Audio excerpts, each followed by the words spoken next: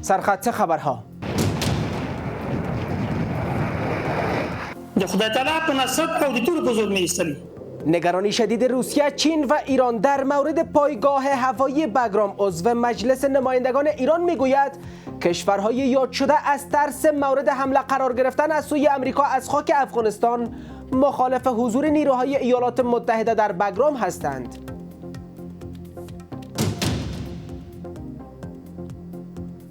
گسترش روابط سیاسی و اقتصادی محور اصلی سفر متقی به هند. با توجه به استقبال رسمی هند از آقای متقی، باورها این است که این سفر می تواند زمینه ساز بر رسمیت شناسی امارت اسلامی باشد.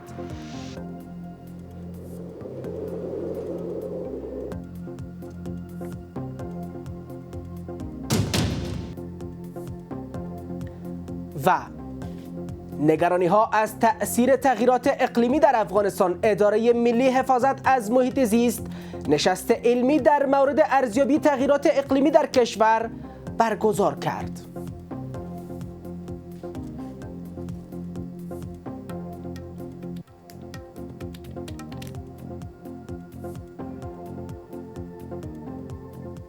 به این بخش خبر از یک خوش آمدید.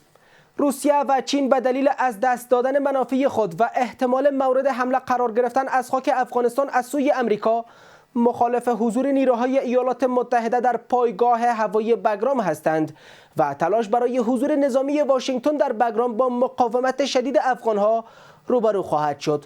ابوالفضل زهروند عضو مجلس نمایندگان ایران در حال این اظهارات را مطرح کرده که مولوی عبدالحلیم حلیمی فرمانده امنیه زابل گفته که افغانها امریکا را به زور شمشیر بیرون کردند و اجازه بازگشت نظامی را به آن نخواهد داد. بیشتر در گزارش از سلیمان اکبری.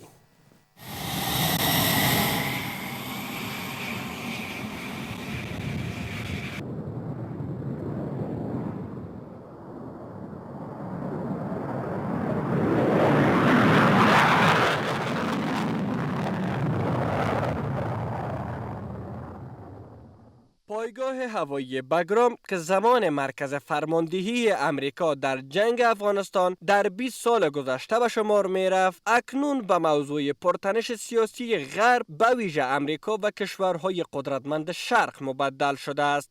مقام‌های ایران، روسیه و چین به اظهارات ترامپ در مورد بازگشت امریکا به بگرام واکنش تندی داشتند. در تازه ترین مورد، ابوالفضل زهروند عضو مجلس نمایندگان ایران گفته روسیه و چین به دلیل از دست دادن منافع خود و احتمال مورد حمله قرار گرفتن از خاک افغانستان از سوی امریکا مخالف حضور نیروهای ایالات متحده در پایگاه هوایی بگرام هستند و تلاش برای حضور نظامی واشنگتن در بگرام با مقاومت شدید افغانها روبرو خواهد شد. اگر بگرام رو بخوان فعال کنن یعنی چی؟ یعنی یک جاده، یک کمربند چین رو میدن رو هوا. پیمان شانگهای که یه پیمان امنیتی و بعد اقتصادی است، اینجا رو باید به هم بریزن. معادلات رو در تاجیکستان به هم بریزن که پایگاه‌های در واقع روسیه در جنوب تاجیکستان امنیت تاجیکستان رو تامین می‌کنه هنوز. و از اون طرف روسا هم مخالفن. این در حال است که مولوی عبدالحلیم حلیمی فرمانده امنیه زابل گفته که افغانها امریکا را به زور شمشیر بیرون کردند و اجازه بازگشت نظامی را به آن نخواهند داد. پرونی خلک چې دغه ځن موږ ایستلې دي په سوالو ځای نه دي ایستلې په دې باندې د ټوله دنیا پوه شي. جرګې مو نه دي ولېږلي، د سپین ږیرو په منځګړیتوب مو نه دي ایستلي، د خدای تعالی په نصرت او د تور په زور مې ایستلي. موږ دوی ته وایو چې تاسې دا خوبونه مه وینئ چې بیا به یو ځل بیا د افغانستان دغه اولس چې د امن په فضا کې ژوند زندگی تیروي هغه به تاسو تسلیم شي. اما در اوج واکنش ها در مورد اظهارات ترامپ درباره حضور نظامی امریکا در پایگاه هوایی بگرام واقعاً چه چیزی سبب نگرانی کشورهای چون روسیه، چین و ایران در این زمینه شده است؟ به خاطر از اینکه این دو قدرت بزرگ جهانی هم منافع خود در شرایط فعلی و بدون حضور نظامیان امریکایی از افغانستان و از طریق افغانستان به سایر کشورها همچنان به دست می‌آورند. اینا حراس دارند و با که با حضور دوباره نظامی ایالات متحده آمریکا در افغانستان جنگ ها شدت بگیرد. پایگاه بگرام در سال 1950 میلادی توسط شوروی سابق ساخته شد و در زمان حضور امریکا در افغانستان این پایگاه به پایگاه مرکزی عملیات‌های نظامی ایالات متحده مبدل شد. ایالات متحده پس از 20 سال جنگ در افغانستان از این پایگاه خارج شد. برای بحث بیشتر دکتر حمیدالله مفید آگاه روابط بین الملل با ماست. مفید صاحب سلام. آیا احتمال داره امارت اسلامی و ایالات متحده ابتدا بر بازگشایی سفارت‌ها توافق کنند و سپس برقراری روابط دیپلماتیک امریکا مطالبه واگذاری بگرام را مطرح کند؟ درود و سلام حضور شما جناب سادات صاحب بزرگوار، همکاران تکنیکی و بینندگان گران ارجتان و در پایان. میدان هوایی بگرام نخست باید عرض کنم که در سال 1950 توسط کشور آلمان در واقع جمهوری فدرالی آلمان ساخته شد. در سال 1970 تا 80 روسا در اوجا به اصطلاح بخش دوم بخش به اصطلاح برجای کنترلش ساختن و یک مقدار تاسیسات دیگه در رو ساختن. از سال 2001 تا 2021 قطعات ایالات متحده آمریکا بود که در این وقت خط رنوی دوم ساخته شد و در افزون بر اون شفاخانه، آسایشگاه، زندان و بسیار بخش‌های دیگه اعمار شد تا زیرزمینی‌های بسیار بزرگ و گاراژهای خوب برای تیارات مختلف شد. میدان هوایی بگرام یگانه میدان هوایی منطقه است که دارای میتونه تیارات بی 52 و بی 2 و همچنین تیارات با فوق سرعت سو درجه 20 از آن پرواز کنند. حتی تیارات این 26 روسی که برنده‌های قطعات نظامی تانک‌ها است در این میدان هوایی با سادگی نشست میکرد و پرواز میکرد. از این لحاظ در موقعیت خاصی که جیو استراتژیک و ژئوپلیتیکی داره مورد توجه تمام کشورهای جهان قرار گرفته. خب این که پرسش شما را که آیا ایالات متحده آمریکا نخست میخواد با امارت اسلامی طالبان یا امارت اسلامی افغانستان نخست مناسبات سیاسی تامین کنه و در پای درخواست گرفتار به اصطلاح تسخیر بگرام کنه. من در این مورد بسیار ساده خدمت شما عرض میکنم. ایالات متحده آمریکا کشوری است برای توانایی بسیار بزرگ رزمی و جنگی جهانی در حدود سالانه حدود 700 تا 800 میلیارد دلار بودجه نظامیش است، در حالی که هیچ کشور بالاتر از 200,000 در دنیا وجود نداره. تقریبا ایالات متحده آمریکا در حدود 751 پایگاه نظامی در تمام جهان داره و شما می‌دانید که پایگاه نظامیش حتی در کشور عربستان سعودی در حجاز است، در جزایر ابو موسی است، جزایر به اصطلاح مرجان است، جزایر دیگه گارسیا است، در کشور قطر است. خب به این ترتیب در تمام جهان حتی در پاکستان وجود داره فعلا قطعات نظامی ایالات متحده آمریکا. این به این معنی است که ایالات متحده آمریکا به خاطر منافع حیاتی خودش زیر نام دموکراسی در هر جای سرمایه‌گذاری کرده و یک پایگاه نظامی ساخته. به طور مثال در آلمان 120 پایگاه نظامی داره. خب تصادفاً مصارف از این پایگاه نظامی در جنوب ایالات متحده آمریکا تامین میشه. اما گروه ماگا که مربوط به آقای ترامپ است و مخالف به اصطلاح بین‌المللی شدن جهانی شدن سرمایه و اقتصاد به اصطلاح قدرت‌های بی‌مورد است، طرفدار است که مصارف از این پایگاه هم بتر. حالا در مورد افغانستان آیا ایالات متحده آمریکا اول میخواد پایگاه نظامی بگرام بگیره یا اول میخواد که مناسبات تامین کنه؟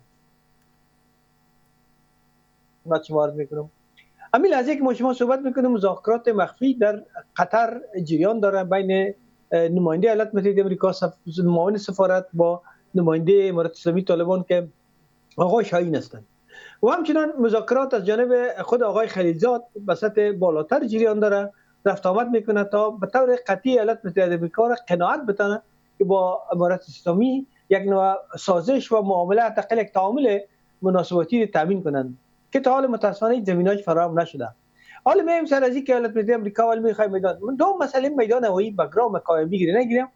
ما یک خاطره دوم از کس است به نام دگروال تراویس میلز در تروت سوشیال یا صفحه اطلاعاتی خودش نوشته کرده که گروه تحت رهبری ما و قماندان دیگر نامش گرفته که آماده شدیم تمام سلاح رو گرفتیم، اسلحه افزار جنگی در تیارات هم پتکا به اصطلاح کل کارهای نظامی خود آماده کردیم که برای ما گفتن به طرف یک کشوری که قبل از جبر آمدیم پرواز میکنیم ولی گروه را که آماده کردیم گروه هم جوانا بودن. بعدا برای ما دستور دادن که ما به طرف افغانستان میدان هوایی بگرام پیاده‌تان میکنیم، میدان هوایی بگرام بگیریم و اگر کسی مقاومت کرد گسترش بدیم تا شهر کابل هم بگیریم. و اگه مقاومت نکردن تسلیم شدن، فکر میکنم کسی جنگ نخواد کرد تسلیم. اما اینمی پرواز آقای تراویس میلز به تعویق افتیده. خود از اون نشته کرده که مدت یک هفته با اسم آماده بودیم، فعلا برای ما گفته منتظر باشید. خب این از لحاظ نظامی است. از لحاظ سیاسی ژئوپلیتیکی که ما پیشتر براتون عرض کردم، آیا واقعا ایالات متحده آمریکا میخواد با امارات اسلامی بدون پیش شرط‌های دور و درازی که تقریبا 11 فقره پیشنهاد داشتن، من نمیتونم مال برای شما برنامه‌تون زیقس بگویم، آیا واقعا از 11 برنامه و پیشنهاد طرح پیشنهادی خود در مورد تغییر در اوضاع و احوال در افغانستان و بعداً تعامل و مناسبات سیاسی مطرح خواهد شد؟ این مربوط میشه به مذاکرات. آقای خلیلزاد پافشاری جدی دارن که قبل از همه باید مناسبات تامین شود و امارات اسلامی و وزارت امور خارجه هم پافشاریشون است که اول ما باید با ایالات متحده آمریکا مناسبات بگیریم. به مورد سخنها و گفته‌های برخی شخصیت‌های چنانکه شما فرمودید آقای عبدالحلیم علیمی و یا شخصیت‌های دیگه که پافشاری دارن که ما آمریکا را به زور کشیدیم، آمریکا نمیتونه بیاد، ولی اگر منافع کشور مطرح باشه، باز منافع سیاسی کشور مطرح باشه و منافع اقتصادی اجتماعی کشور مطرح باشه، شاید در جریان مذاکرات همونطور که 751 وجود داره، 752 باگرام بر پایگاه نظامی ایالات متحده آمریکا خواهد بود. اما میدان باگرام از لحاظ منطقی بسیار اساس سوق جیشی و جیو استراتژیک و ژئوپلیتیکی که در منطقه داره، میتونه از طریق میدان باگرام ایالات متحده آمریکا بخشی از چین، هندستان، پاکستان، خب پاکستان از خودش است، کشورهای آسیای میانه را با شمول روسیه یک خطر بزرگی برای جنوب روسیه خواهد. درست. آقای مفید، پس آیا مسکو، پکن و تهران حاضر هستند برای جلوگیری از حضور نظامی امریکا در باگرام وارد اقدام مستقیم یا مداخله در منطقه شوند و اگر امریکا بازگشت به باگرام را عملی کنه، مهمترین پیامد امنیتی به ایران، روسیه و چین چیست؟ با ویژه اجازه بدین برای چین، خب چنانکه آقای ترامپ خودش فرموده 200 کیلومتر، ولی ما به طور قطع 1000 کیلومتر تا مرز سینکیانگ داریم و تا هم جایی که پروژه اقتصادی در ایالت سینکیانگ در جنوبش است در حدود 2500 کیلومتر و تا خود پیکینگ در حدود 4 تا 6000 کیلومتر ما فاصله داریم. به هیچ وجه به هر حال چین یک خطر نزدیکتر برش واقع میشه، در حالی که مثلا امی پایگاه ایالات متحده آمریکا در پاکستان است که از طیارات بی 52 و بی 2 پرواز کردن نمیتونن. در منطقه ما هست که میدان باگرام یگانه جایی است که زمینه کامل فراهم پرواز طیارات. ولی به ایران از جانب ایالات متحده آمریکا در جنگ 11 روزه ماه می شدیداً بمباردمان شده روز آخرش و طیارات بی 2 ازی با اسکورت طیارای F16 و F35 از امریکا پرواز کردن، آمدن از سر جنوب افغانستان گذشتن و از پاکستان افغانستان گذشتن، بمباردمان کردن و بعد دوباره برآمدن و در هوای افغانستان تصادفاً بسیار جالب است که سوختگیری کردن طیاره. یعنی در هوای افغانستان چون میفهمیدن که هوای افغانستان برای خطرناک نیست برشان، وقتی طیارات بلندپرواز تانکرهای هوایی آمد تیل برای طیارات بی 2 داد، از سر افغانستانی کار انجام شد. درست. خب برای ایران بسیار خطرناک است. ایران یگانه جای تشویش از امریکا داره، یک بار امریکا ایران زده و بار دوم که باز ایران بزنه برای ایران خطرناکه. چین هم خطرناکه، ولی روسیه در این اواخر شما میفهمید که نشست فردا، نشست SIC یا به اصطلاح کشورهای مشترک المنافع، اول کشورهای آسیای میانه با هم میبینن در وجود آقای رئیس جمهور روسیه میبینن و بعد از خود مجموعه مشترک کامل کشورهای مشترک المنافع به شمول بلاروسیه، آذربایجان، اینا بار دوم ملاقات در تاجیکستان میکنن. اونجا رهبراش میه. روسیه منافعش واقعا در خطره. با میدان هوایی باگرام روسیه را میتونه که جنوب روسیه کاملا خطرناک شه برش، شمالش از جنوب خش غربش از شرقش است و آلاسکا داره ایالات متحده آمریکا بحریه خود رایی کرده در نزدیک از این طرف هم خبرش بسیار خطرناکه. بنابراین روسیه، چین و ایران این سه کشور مخالف جدی جابجایی ایالات متحده آمریکا در میدان هوایی باگرام و به خاطر پافشاری میکنن، از هر طریقی فشار میارن که ایالات متحده آمریکا در میدان هوایی باگرام جابجا نشه. درست. مفید صاحب، خیلی کوتاه اگر اشاره بکنین که با توجه به اینکه باگرام ساخته شوروی و توسعه یافته توسط امریکا است، آیا این پایگاه عملاً به میدان رقابت تاریخی دو ابرقدرت تبدیل شده؟ بله، به طور قطع. دورانی که آلمان‌ها در سال 1950 ساختنش و بعد از اینکه سال 1970 روس‌ها آمدن و برج مراقبت و خطرانویر تکمیل کردن، از اون تاریخ یعنی روسا وقتی که میدان هوایی بگرام در اختیار داشتن در وقت روسیه وجود نداشت به نام اتحاد جماهیر شوروی سوسیالیستی و پیمان وارشاو بود. اونا از این میدان استفاده اعظمی کردن. در پی از ایالات متحده آمریکا با ناتو آمد. ایالات متحده آمریکا تنها نبود. ناتو 48 کشور در افغانستان قوایشان داشتن و از این میدان هوایی بگرام استفاده میکردن. از او خاطر مجهزترین میدان هوایی در منطقه میدان هوایی بگرام تا سال 1923 22 است و از این لحاظ 21 است. میدان هوایی کاملا یک میدان استراتژیک است. درست. و از این لحاظ بسیار سوق الجیشی است. برای بنا ایالات متحده آمریکا دوباره چشم دوخته اگر احیانا مناسبات بین ایالات متحده آمریکا و روسیه با حالت ارتضاع درآید، ایالات متحده آمریکا بهترین گزینه برایش میدان هوایی بگرام است. از اون لحاظ پافشاری جدی داره. سپاس از حضورتان در برنامه دکتر حمیدالله مفید، آگاه روابط بین الملل. حضور شما. ادامه خبرها. سلیم پیگیر از آگاهان امور سیاسی مطرح در کشور از سوی 2 فرد مسلح حوالی ساعت 12:30 امروز پنجشنبه هفته میزان در خانه‌اش مورد حمله قرار گرفته است. عبدالمتین قانی سخنگوی وزارت داخله به تلویزیون یک میگوید که آقای پیگیر از اثر این حمله زخم برداشته و به شفاخانه منتقل شده است.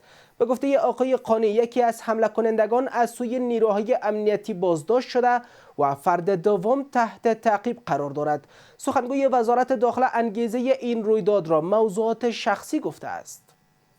گسترش روابط سیاسی، اقتصادی و همکاری‌های منطقه‌ای از اصلی ترین موضوعاتی است که قرار است امیرخان متقی وزیر خارجه افغانستان در چند روز حضورش در هند با مقام‌های هندی در مورد آن گفتگو کند. ضیا احمد تکل رئیس روابط عامه وزارت خارجه گفته که آقای متقی روز گذشته به هند رفته و قرار است با وزیر خارجه هند در مورد مسائل یاد شده دیدار و گفتگو کند. با توجه به استقبال رسمی هند از آقای متقی باورها این است که این سفر میتواند زمینه ساز به رسمیت شناسی امارت اسلامی باشد. بیشتر با همکارم سعدالدین حکیمی. صفحه تازه از روابط گسترده امارت اسلامی با کشورهای منطقه و جهان.